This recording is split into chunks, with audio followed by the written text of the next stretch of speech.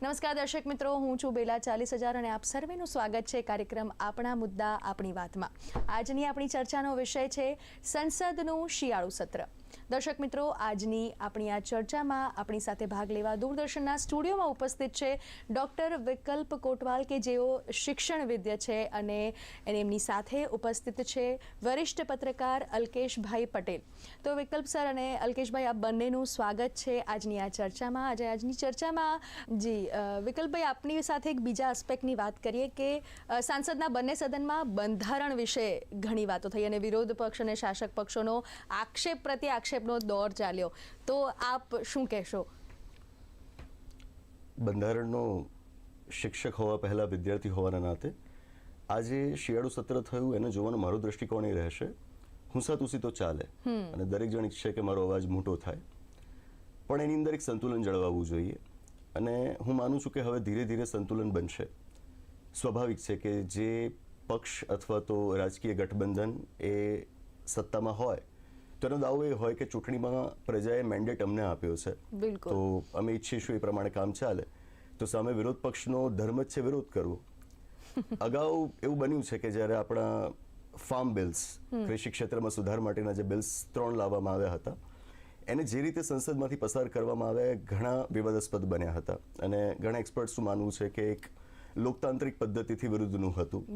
તો આ સ્થિતિમાં હવે જ્યારે વિરોધ પક્ષ પણ મજબૂત થઈ રહ્યો છે તો હું એને ભારતના લોકતંત્ર માટે એક સારા સંકેત તરીકે જોઈશ. અને આ વખતે આપણે જોયું કે ઇવન રાજ્યસભાની અંદર પણ વિરોધ પક્ષ એ મજબૂતી પકડી રહ્યો છે કે જ્યારે આપણા વાઇસ પ્રેસિડેન્ટ જગદીપ ધનખડજીને હોદ્દા ઉપરથી દૂર કરવા માટેનો પ્રસ્તાવ લાવવામાં આવ્યો. બધા જાણતા હતા કે આ પ્રસ્તાવની કોઈ વેલ્યુ નથી, કારણ કે એમની પાસે એટલા નંબર્સ નથી, સીટો નથી કે એ લોકો આ પ્રસ્તાવને પારિત કરાવડાવી શકશે.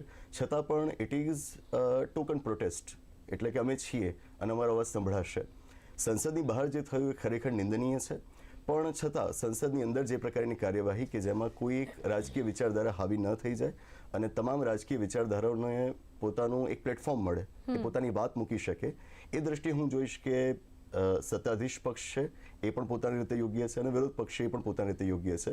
સંસદની ફળદ્રુપતા કેટલી એ સવાલ આપણી સમક્ષ ચોક્કસથી આવવાનો, પણ હું માનું છું કે લોકતંત્રની અંદર જેટલી વધુ બહેસો થાય, મારો પક્ષ મુકાય તો સામે તમારો પક્ષ પણ આવે, હું મૂકું જે પક્ષ એ તમારે માની લો એવું ન હોય, એ સાચું લોકતંત્ર.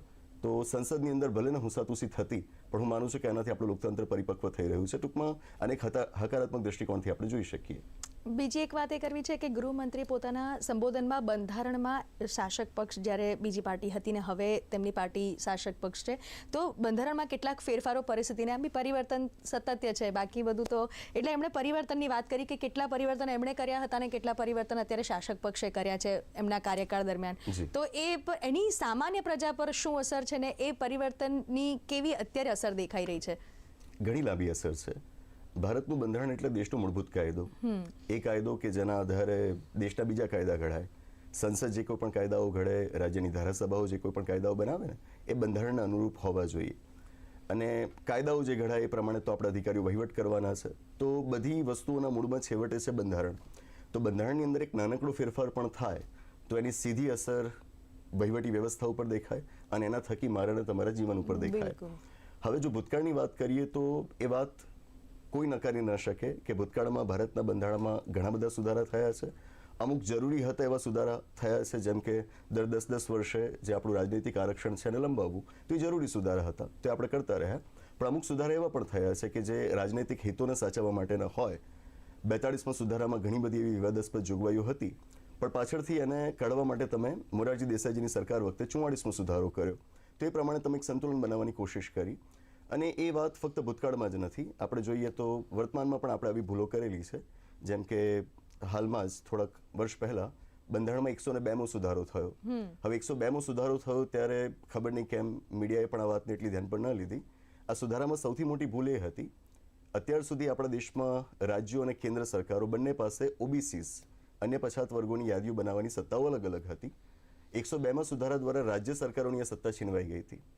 આના ઉપર જાજી વાત ન થઈ. હવે બહુ મોટી ભૂલ હતી અને પાછળથી જ્યારે રાજ્યોના ધ્યાન પર આ વાત આવી, રાજ્યોએ વિરોધ પ્રદર્શિત કર્યો અને વિરોધના પગલે એને સુધારવા માટે તમારે 105મો સુધારો કરવો પડ્યો એટલે કે 105મા સુધારાની તમારે જરૂરત જ ન પડત કે જો તમે 102માં સુધારામાં ભૂલ ન કરી હોત. ટૂંકમાં ભૂલો ભૂતકાળમાં પણ આપણે કરી છે અને વર્તમાનમાં પણ આપણે કરી રહ્યા છીએ. જરૂરી એ છે કે બંધારણનું હાર્દ આપણે સમજીએ, એની જોગવાઈઓને એના સાચા અર્થમાં જાણીએ અને એને અમલમાં લાવવાની કોશિશ કરીએ. અને બંને પાસેથી અપેક્ષિત છે, સત્તા પક્ષ પણ એ કરે અને વિરોધ પક્ષ પણ આ સમજીને જ વિરોધ કરે.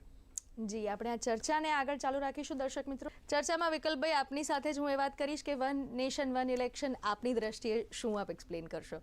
ઓકે, ટૂંકમાં જો વાત કરવી હોય તો એના ફાયદા નુકસાન તો અત્યારે ગણાવવા નહીં જઈ શકું, પણ એકાદ બે દર્શક મિત્રો માટે સ્પષ્ટતા ખાસ આપી દઉં. પહેલાં તો આ 129 નંબરનું બંધારણીય સુધારા વિધેયક છે, બિલ છે, એટલે કે સુધારો થયો નથી. જો એ સુધારો થઈ જશે પહેલાં તો એ 107 નંબરનો સુધારો કહેવાશે, કારણ કે 106 સુધારાઓ થઈ ગયા છે. તો હાલ આપણે 129 નંબરનો સુધારો ન કહી શકીએ. બીજી વાત એ વન નેશન વન ઇલેક્શન એને કહેવાય કે નહીં એ બાબતે થોડાક મતમતાંતર છે. સુધારાની અંદર ક્યાંય આ શબ્દો નથી વપરાયા. અચ્છા.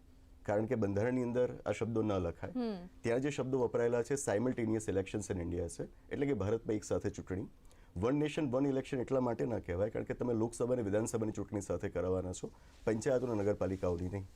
જો બધી ચૂંટણીઓ એક સાથે થાય ને તો કહેવાય કે રાષ્ટ્ર આખો એક ચૂંટણીના તાંતણે બંધાયો.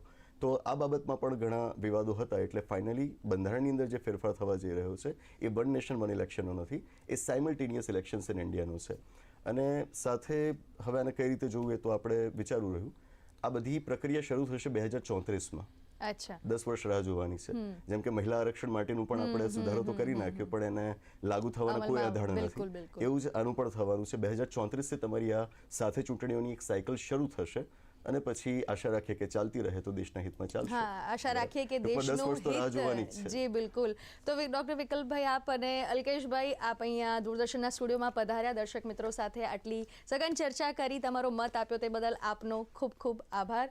તો દર્શક મિત્રો, દેશના હિતની આપણે આશા કરીને આજનો આપણા મુદ્દા આપણી વાત અહીં જ સમાપ્ત કરીશું. રજા આપશો. આવતા અઠવાડિયે નવા મુદ્દા સાથે નવા મહેમાનો સાથે ફરી હાજર થઈશું. ત્યાં સુધી નમસ્કાર.